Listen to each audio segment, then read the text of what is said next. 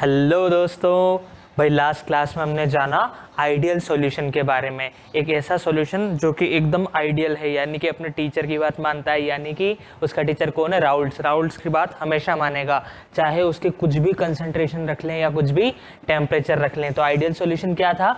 एक ऐसा solution which follows Raoult's law at entire range of concentration and temperature, वो था आइडियल सॉल्यूशन। आइडियल बच्चा। अब आते हैं नॉन आइडियल सॉल्यूशन पे। तो नॉन आइडियल सॉल्यूशन क्या हो जाएगा? The solution which does not follow Raoult's law over entire range of concentration या टेम्परेचर। इसका मतलब क्या है कि वो राउल्ट्स लॉ को फॉलो नहीं करेगा, किसी भी कंसंट्रेशन पे जाएंगे या टेम्परेचर पे जाएंगे। हो सकता है एक आध जगह फॉलो कर ले, ये भी हो सकता है कि कहीं भी फॉलो ना करे, तो उसे हम बोलते हैं नॉन आइडियल सॉल्यूशन। तो इसकी डेफिनेशन लिख लेते हैं। The solution which does not follow Raoult's law over entire range of concentration and temperature। अब ये बात तो पढ़ ली हमने, ठीक है। अब नॉन आइडियल सॉल्यूशन भी दो तरीके के होते हैं, उनके बारे में जानते हैं। बहुत ज़्यादा इंपॉर्टेंट चीज़ है। लास्ट वीडियो में मैंने तुम्हें बताया था एक question, what do you understand by negative deviation from Raoult's law. तो उसकी बात हम आज करेंगे, जो कि लास्ट ईयर पूछा गया था। तो नॉन आइडियल सॉल्यूशन दो तरीके का होता है रे। पहला सॉल्यूशन कहलाता है which shows positive deviation from Raoult's law, और दूसरे नॉन आइडियल सॉल्यूशन वो होते हैं जो कि दिखाते हैं negative deviation from Raoult's law. एक सॉल्यूशन वो होते हैं जो कि पॉजिटिव डेविएशन दिखाते हैं राउल्ट्स लॉ का, और दूसरे नेगेटिव डेविएशन दिखाते हैं। तो सबसे पहले एक एक करके दोनों की बात कर लेंगे। शुरुआत करते हैं पॉजिटिव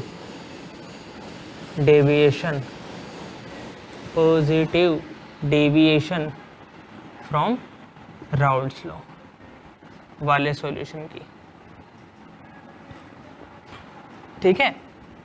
अब इस बात को समझना, ये सॉल्यूशन का नाम नहीं है, हम उन्हें क्लासिफाई कर रहे हैं किस बेसिस पे? ऐसे नॉन आइडियल सॉल्यूशन जो कि राउल्ट्स लॉ से क्या दिखाएंगे? पॉजिटिव डेविएशन दिखाएंगे। पॉजिटिव डेविएशन का मतलब क्या है? पॉजिटिव डेविएशन का मतलब, डेविएशन मतलब चेंज, कि कितने से चेंज है, तो वो चेंज जो है वो पॉजिटिव आ रहा है। नहीं आई बात समझ में सर? अरे बहुत ईजी सी चीज़ है। राउल्ट्स लॉ क्या बोलता है कि भैया ये तुमने ए लिया, ये तुमने कुछ बी लिया। अब P A, partial pressure of A जो आ रहा है वो आएगा P A naught X A, और पी बी जो आ रहा है वो आएगा P B naught X B. हाँ या ना? बिल्कुल सर, यही तो अपने राउल्ट्स भैया बोलते हैं। अब राउल्ट्स भैया ने तो ऐसा बोला, सपोज करो इसके हिसाब से अपन ने कैलकुलेट करा तो ए का पार्शियल प्रेशर आया, सपोज करो 0.35 बार, और बी का आया 0.2 बार, ठीक है। इतना आ गया सर पार्शियल प्रेशर। लेकिन जब असली में जाके देखा तो पार्शियल प्रेशर ए का आ रहा था इससे ज़्यादा आ रहा था, 0.4 आ रहा था। ऐसे बी का भी इससे ज़्यादा आ रहा था। तो राउल्ट्स लॉ जो प्रेशर बता रहा है उससे ज़्यादा आ रहा है, यानी कि पॉजिटिव डेविएशन बता रहा है राउल्ट्स लॉ से। सो राउल्ट्स लॉ फॉलो नहीं होगा क्या? फिर कैसा लॉ है? अरे भाई ये बात तो लास्ट वीडियो में डिस्कस कर ली थी।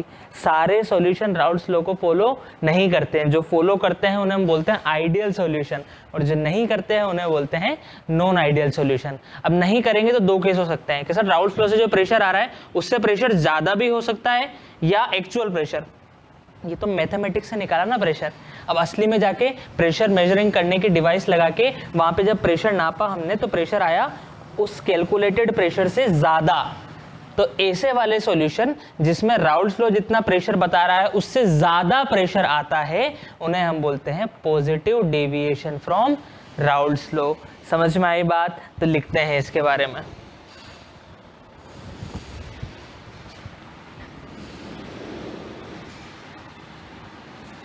The vapour pressure of such solution is higher than predicted by Raoult's law, is higher than predicted by Raoult's law. Raoult's law ने जो हमें प्रेशर बताया था उससे ज्यादा प्रेशर आता है इस केस में. क्लियर है क्या ये बात? अच्छा, अब देखो ऐसा क्यों हो रहा है, रीजन कैसे हो रहा है और क्यों हो रहा है. क्या हुआ ऐसा कि जब दो सॉल्यूशन को मिक्स किया तो राउल्ट्स लॉ जो प्रेशर बता रहा था उससे ज्यादा प्रेशर आ गया. जब हमने कुछ ए लिया और ऐसे ही बी लिया, ठीक है, ये क्लोज कंटेनर है तो ये वेपर फेज में जाएंगे, ये हो गया ए, और ऐसे ही बी भी जाएगा वेपर फेज में, ये हो गया बी. तो हुआ क्या दोस्तों कि जब लास्ट क्लास में भी बात करी थी अपन ने कि जब ए अकेला था तो इनमें कौन सा इंटरेक्शन था, ए, ये था ए. ऐसे ही बी जब अकेला था तो इसमें कौन सा इंटरेक्शन था, बी. सर बी और बी के मॉलिक्यूल्स के बीच में ही तो इंटरेक्शन होगा. ऐसे ही ए को जब अपन ने अकेला रख रखा है, किसी से मिक्स नहीं किया, तो ए और ए के बीच में इंटरेक्शन होगा. अब अगर अपन आइडियल सॉल्यूशन की बात करते हैं तो हम बोलते हैं कि सर जब मिक्स कर दिया तो कौन कौन से इंटरेक्शन आएंगे, तब आएगा ए और ए के बीच में भी अभी भी आएगा, बी और बी के बीच में भी आएगा, लेकिन अब एक नया इंटरेक्शन भी आएगा, ए बी. हाँ या ना? अब हुआ क्या कि अगर तीनों इक्वल होते हैं तो उतने ही पार्टिकल गैस में जाएंगे तो आइडियल सॉल्यूशन. लेकिन अगर ए बी का जो इंटरेक्शन है अगर वो छोटा हुआ, लेस देन ए और बी इंटरेक्शन से,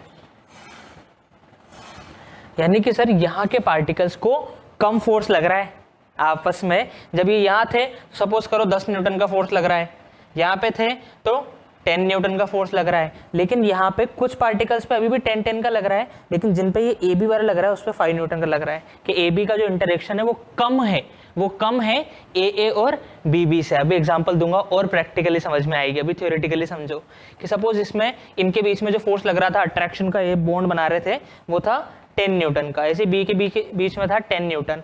अब जब ए और बी के बीच में फोर्स की बात कर रहे हैं तो 5 ही लग रहा है. तो वो जो पार्टिकल जिस पे हर तरफ से 10 न्यूटन का लग रहा था पहले, अब कितना लग रहा है, अब लग रहा है सर कहीं कहीं से 5 न्यूटन. तो क्या वो थोड़ा फ्री हो गया सर? हाँ, हल्का महसूस हो रहा है, कम फोर्स लग रहा है, हल्का महसूस हो रहा है, तो क्या वो इजीली वेपर स्टेट में चला जाएगा? क्या इजीली वेपर स्टेट में चला जाएगा? तो सर ज्यादा पार्टिकल वेपर स्टेट में जाएंगे क्योंकि कम फोर्स लग रहा है, ए बी इंटरेक्शन छोटा हो गया इनसे, इसका मतलब ज्यादा पार्टिकल इजीली वेपर स्टेट में जा सकते हैं. जितने ज्यादा पार्टिकल जाएंगे गैस या वेपर स्टेट में उतना ज्यादा ही तो प्रेशर लगेगा.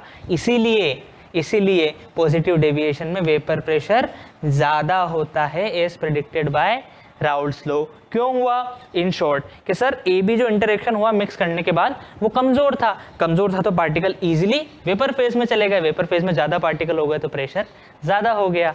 क्लियर? तो इस बात को लिखेंगे कि A B interaction is less than A and B. इस तरीके से लिखते हैं, देखो डायग्राम हटा देता हूं मैं.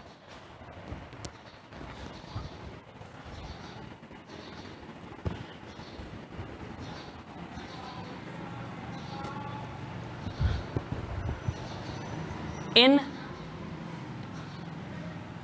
such solution, AB interaction is less than AA and BB interaction, and hence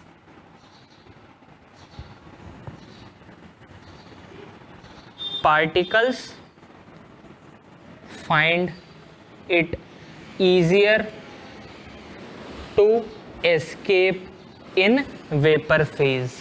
इसीलिए पार्टिकल इजीली कहाँ चले जाते हैं? वेपर फेज में चले जाते हैं, और इसीलिए हेंस प्रेशर इज हायर, इसीलिए प्रेशर ज़्यादा हो जाता है. समझ में आई होगी बात? ठीक है. तो पॉजिटिव डेविएशन जो कि राउल्ट्स लॉ जो प्रेशर बता रहा है उससे ज़्यादा प्रेशर जिनमें आता है. ज़्यादा प्रेशर कैसे आया सर? ये तब आया जब ए बी का इंटरेक्शन जो था वो कमजोर हो गया ए और बी से, तो पार्टिकल्स इजीली वेपर फेज में आएंगे। ज़्यादा वेपर फेज में आ गए तो ज़्यादा प्रेशर लगेगा। क्लियर है के बाद? एंड मोर लिख दो यहाँ पे, more particles find it easier to escape in vapour pressure, vapour phase, hence pressure is higher. समझ में आई बात? ठीक है। आइडियल सॉल्यूशन में सब में सेम इंटरेक्शन थी, ए बी, लेकिन इसमें ए बी की इंटरेक्शन कमजोर हो गई, तो इजीली गैसियस फेज में चले गए, ज़्यादा से ज़्यादा गैसियस फेज में चले गए, ज़्यादा से ज़्यादा गैसियस फेज में चले गए तो प्रेशर ज़्यादा हो गया। क्लियर? नोट इट डाउन, फिर आगे बढ़ेंगे।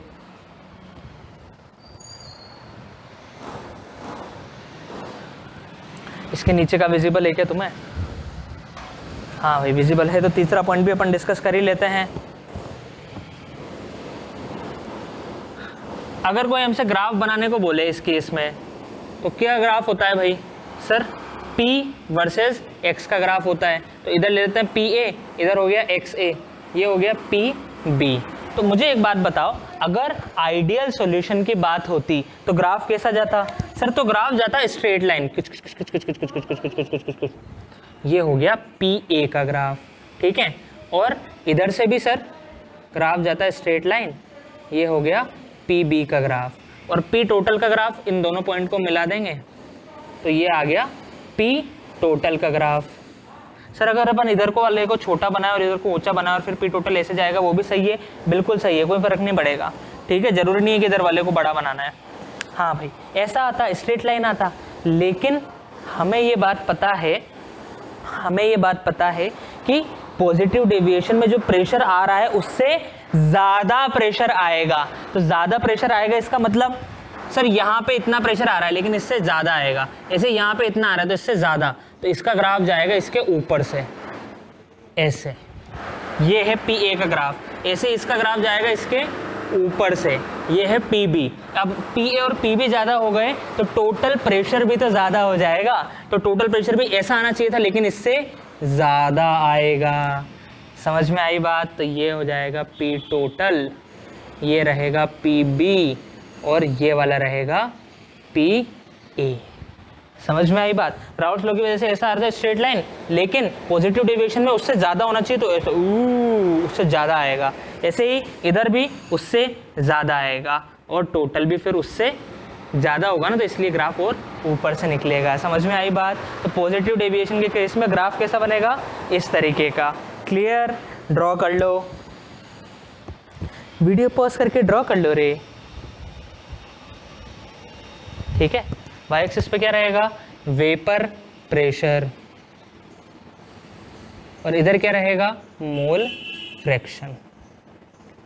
तो vapour pressure versus mole fraction, किचक किचक। अब स्ट्रेट लाइन नहीं रहा अपना ग्राफ, ठीक है, क्योंकि राउल्स लॉ को फॉलो नहीं कर रहा है। आगे बढ़ा जाए,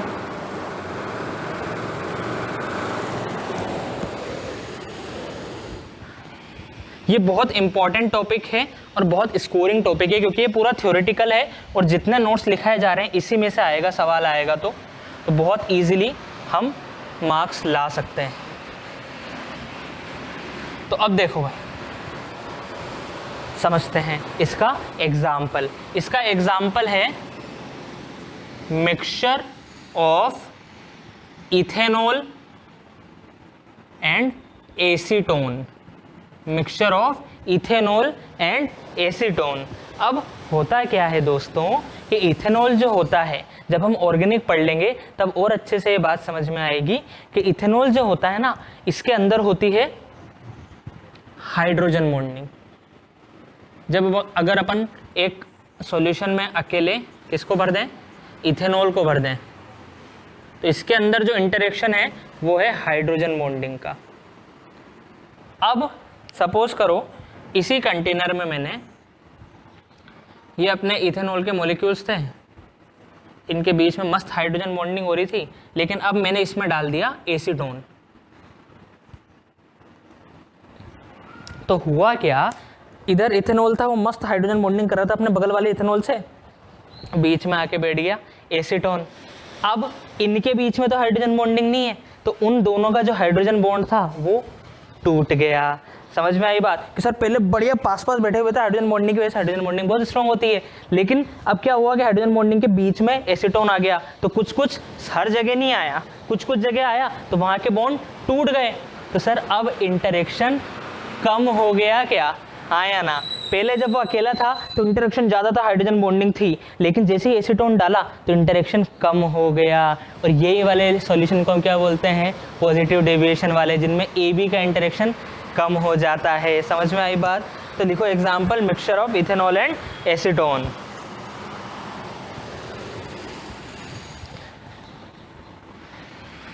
इसकी हम एक्सप्लेनेशन भी देंगे। Explanation, in pure ethanol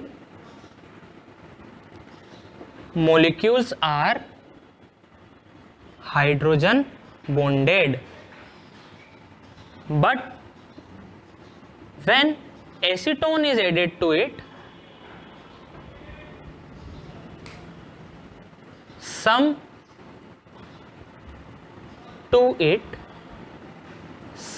of the hydrogen bond are broken and hence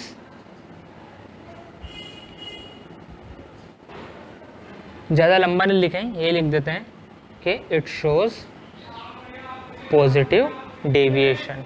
ठीक है, हुआ क्या कि हाइड्रोजन बॉन्ड टूट गए, हाइड्रोजन बॉन्ड टूट गए तो पहले तो हाइड्रोजन बॉन्ड थे, अच्छी बॉन्डिंग थी, अब इथेनॉल और एसीटोन के बीच में कोई हाइड्रोजन बॉन्डिंग नहीं है, अगर है भी सही तो इतनी स्ट्रॉन्ग नहीं है जितनी इथेनॉल के बीच में थी। क्लियर है बात। तो फिर मज़ा नहीं आएगा, इंटरेक्शन कम हो गया, इंटरेक्शन वीक हो गया। तो जब ए बी का इंटरेक्शन वीक हो जाता है तो कौन सा डेविएशन आता है, पॉजिटिव डेविएशन। सिमिलरली एक और एग्जाम्पल है दोस्तों, mixture of carbon disulphide and acetone.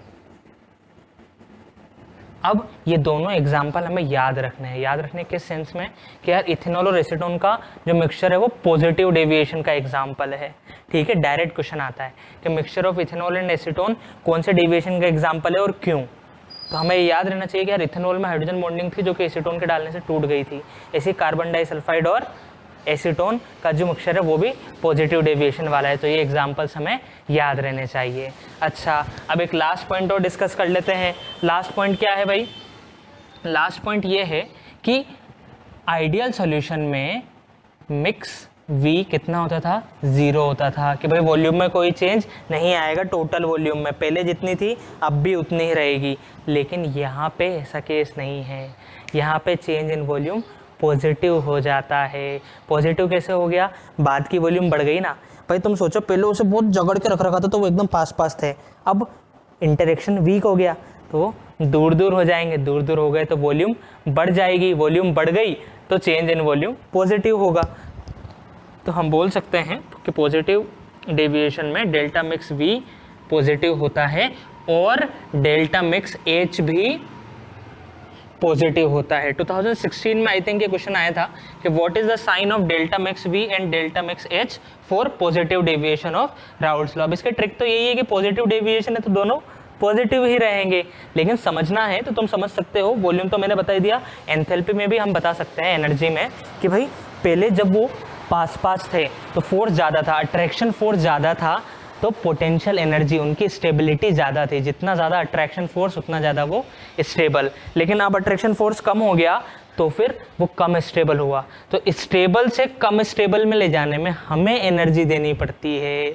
याद है, कोई भी चीज़ कम एनर्जी में अपने आप आती है, लेकिन उसे ज़्यादा एनर्जी में भेजना है तो हमें एनर्जी देनी पड़ेगी। स्टेबल से अनस्टेबल में लाना है तो हमें एनर्जी देनी पड़ेगी। समझ में आई बात। इसीलिए डेल्टा मिक्स H भी पॉजिटिव, इसका मतलब we are supplying the energy.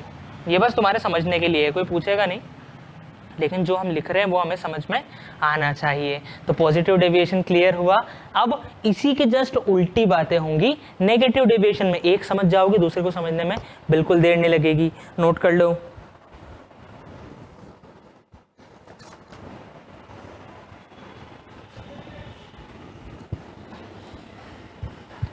तो फर्स्ट पॉइंट क्या था उधर सर? उधर फर्स्ट पॉइंट था कि जो वेपर प्रेशर है वो ज़्यादा होगा as predicted by Raoult's law. यहाँ पे क्या हो जाएगा? Second negative. यहाँ पे क्या हो जाएगा रे? The vapour pressure of the solution is lower than as predicted by Raoult's law. यानी कि राउल्ट्स लॉ के हिसाब से जितना प्रेशर आ रहा था उससे कम आएगा। अगर उससे ज़्यादा आता तो पॉजिटिव डेविएशन। कम आ रहा है, जैसे राउल्ट्स ने बताया कि भैया मेरे हिसाब से आएगा 2 बार प्रेशर, लेकिन प्रेशर आया 1 बार, तो राउल्ट्स लॉ के अकॉर्डिंग जो प्रेशर आना था उससे कम प्रेशर आ रहा है, तो उसे हम बोलते हैं negative deviation from Raoult's law. Topic डालो और इसके बारे में लिखो, फिर हम आगे बढ़ेंगे। इसका रीजन क्या होगा दोस्तों? जस्ट उसका अपोजिट, कि भाई वेपर प्रेशर कम हो गया। कम हो गया मतलब पार्टिकल वेपर फेज में नहीं जा पा रहे हैं। नहीं जा पा रहे मतलब उनके बीच में फोर्स बढ़ गया होगा। पहले जितना फोर्स लग रहा था उससे ज़्यादा फोर्स हो गया, जब भी तो अब वेपर फेज में नहीं जा पा रहे हैं। पॉजिटिव डेविएशन में कम हो गया था, इसमें बढ़ जाएगा। तो रीज़न क्या हो जाएगा? A B interaction must be greater than A and B B interaction. पहले जितना आसानी से जा पा रहे थे उससे कम आसानी से, अब और ज़्यादा फोर्स लगेगा। Hence lesser molecule will escape in vapour phase and hence lower vapour pressure. समझ में आई बात? ठीक है, नोट इट डाउन। फिर इसका ग्राफ बनाते हैं। ग्राफ कैसा होगा भाई इसका? सर अगर अपन राउल्ट्स लॉ के हिसाब से चलें, राउल्ट्स लॉ के हिसाब से अगर हम जाते हैं तो ग्राफ होगा, ये हो गया वेपर प्रेशर। इधर किसका है? ए का। इधर किसका मान लिया? बी का। इधर मान लिया एक्स ए, तो इधर क्या हो जाएगा? X B. कैसा होता है राउल्ट्स लॉ के हिसाब से? Straight line. इस बार मैं वैसा ही बनाऊंगा जैसा पहले बनाया था, चाहो तो उल्टा भी बना सकते हो। सर उल्टे का मतलब इधर की हाइट कम कर दो, इधर की ज़्यादा कर दो, लेकिन मैं इधर की कम रखूँगा। ठीक है, अब ये तो हो गया पी ए, ये हो गया पी बी। पी टोटल कैसे जाएगा? सर इन दोनों को ज्वाइन कर दो तो ये हो जाएगा पी टोटल। अब नेगेटिव डेविएशन है, तो जितना प्रेशर ये बता रहा है इससे कम जाएगा प्रेशर, जितना ये बता रहा है उससे कम, तो इससे नीचे की तरफ से ऐसा बन जाएगा। ऐसे ही इसके भी नीचे की तरफ से ऐसा बन जाएगा। ऐसे ही इस टोटल में भी नीचे की तरफ से ऐसा बन जाएगा। समझ में आई बात? ठीक है, यूं यूं यूं, जो प्रेशर राउल्ट्स लॉ से आ रहा था उससे कम प्रेशर आएगा। अब क्लियर है क्या बात? तो ये हो गया अपना पी बी, ये हो गया पी ए और ये हो गया पी टोटल। क्लियर? तो कितना सा ग्राफ है सर? इधर से straight line straight line straight line. अब अगर पॉजिटिव डेविएशन है तो ऊपर से कर्व निकालेंगे, नेगेटिव है तो नीचे से निकालेंगे। क्यों? समझ में आ गई? क्योंकि इसमें वेपर प्रेशर कम होगा, उसमें ज़्यादा होगा। नोट करो, फिर मिटा दूंगा रे।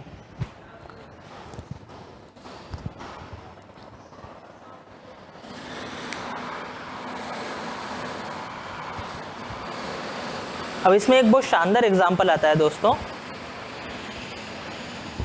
रब करूं। इसमें एक बहुत शानदार एग्जाम्पल आता है और वो है mixture of chloroform and acetone. Example, mixture of chloroform and acetone. Chloroform याद है ना? किडनैप करते टाइम जो इसे सुंघाते हैं रुमाल में डाल के, वो क्लोरोफॉर्म ही होता है। क्या सर ऐसी चीज़ें पढ़नी है क्या हमें? क्लोरोफॉर्म और एसीटोन। एसीटोन क्या होता है? एसीटोन का स्ट्रक्चर ये होता है CH3COCH3, ऐसा स्ट्रक्चर होता है एसीटोन का। प्रोपेनोन को हम आम भाषा में कॉमन नेम होता है एसीटोन। ठीक है, क्लोरोफॉर्म क्या होता है? क्लोरोफॉर्म होता है CHCl3। अब देखो, इस अगर अपन केवल एसीटोन एसीटोन के मॉलिक्यूल्स देखें, सपोज करो कि मैंने एक डब्बे में एसीटोन एसीटोन एसीटोन भर दिया, तो इनके बीच में हाइड्रोजन बॉन्डिंग रहेगी लेकिन इतनी स्ट्रॉन्ग नहीं रहेगी क्योंकि ये बहुत ज़्यादा बड़ा मॉलिक्यूल है इसके मुकाबले, और इसमें भी हाइड्रोजन बॉन्डिंग रहेगी लेकिन इतनी स्ट्रॉन्ग नहीं रहेगी। लेकिन जब हमने दोनों को मिक्स कर दिया, तो इसका ऑक्सीजन और इसके हाइड्रोजन के बीच में अच्छी खासी हाइड्रोजन बॉन्डिंग होने लग जाएगी। तो सर पहले जितनी हाइड्रोजन बॉन्डिंग हो रही थी उससे ज़्यादा होने लग जाएगी, इसीलिए ये नेगेटिव डेविएशन शो करेगा। ज़्यादा बॉन्डिंग हो गई तो मॉलिक्यूल ज़्यादा वेपर में नहीं जाएंगे, मॉलिक्यूल ज़्यादा वेपर में नहीं जाएंगे तो प्रेशर कम लगेगा तो नेगेटिव डेविएशन हो जाएगा। क्लियर है बात? नोट करेंगे इसको।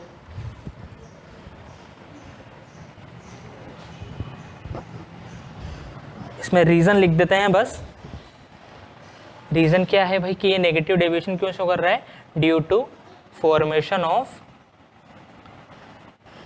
Hydrogen bond between hydrogen of chloroform and oxygen of acetone. ऐसे ही एक और एग्जाम्पल है फिनोल और एनिलीन। फिनोल मिक्सचर ऑफ बोल देते हैं, मिक्सचर ऑफ फिनोल। फिनोल क्या होता था? बेंजीन के ऊपर OH, बेंजीन के ऊपर OH, एंड एनिलीन। एनिलीन क्या होता था? बेंजीन के ऊपर NH2। ठीक है, ये बस रिवाइज करवा रहा हूँ कि एनिलीन क्या होता था? बेंजीन के ऊपर NH2। फिनोल क्या होता है? बेंजीन के ऊपर OH। ठीक है, ये नी भी लिखें तो भी चलेगा। तो फिनोल और एनिलीन का मिक्सचर भी नेगेटिव डेविएशन शो करता है। इसमें भी वही कहानी है कि हालांकि हाइड्रोजन बॉन्डिंग यहाँ भी थी पहले भी, लेकिन मिक्स होने के बाद जो हाइड्रोजन बॉन्डिंग हुई वो पहले से भी स्ट्रॉन्ग थी, इसीलिए ये नेगेटिव डेविएशन शो करेगा। क्लियर है बात? Note it down. फिर बात करेंगे डेल्टा मिक्स H और डेल्टा मिक्स V की।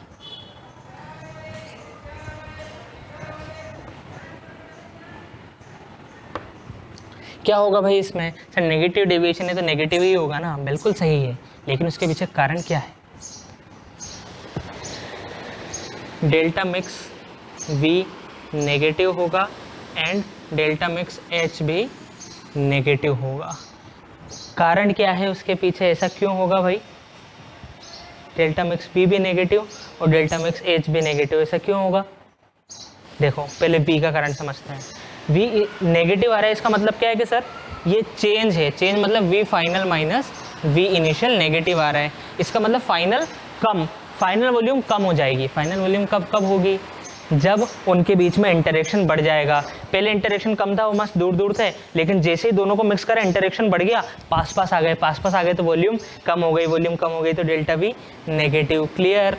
अब एनर्जी की बात करेंगे कि एनर्जी नेगेटिव है, चेंज इन एनर्जी। इसका मतलब जब दोनों को मिक्स किया तो हीट बाहर निकलेगी, या फिर मैं बोलूँ एनर्जी बाहर निकलेगी। क्यों? इंटरेक्शन बढ़ गया तो जो अंदर के मॉलिक्यूल्स थे वो ज़्यादा स्टेबल हो गए। क्या? हाँ, अब ज़्यादा स्टेबल है, वही इंटरेक्शन ज़्यादा बढ़ गया, अट्रैक्शन ज़्यादा बढ़ गया, तो फिर उनकी एनर्जी कम हो गई। जितनी ज़्यादा कोई भी बॉडी स्टेबल उतनी कम उसकी एनर्जी। फिजिक्स में पढ़ा है ये कंसेप्ट। ठीक है, तो जितनी ज़्यादा वो स्टेबल हो गए उतनी ज़्यादा उनकी एनर्जी कम हो गई। तो पहले जितनी थी उससे कम हो गई एनर्जी, यानी कि बाकी एनर्जी उन्होंने हीट के फॉर्म में रिलीज कर दी होगी। जैसे पहले थी 50 जूल, अब इंटरेक्शन बढ़ गया, अब हो गई 40 जूल, तो 10 जूल की जो एनर्जी थी वो उन्होंने हीट की फॉर्म में रिलीज कर दी। समझ में आई बात? तो ये था पॉजिटिव और नेगेटिव डेविएशन की कहानी। एक बार जल्दी से रिवाइज कर लेते हैं।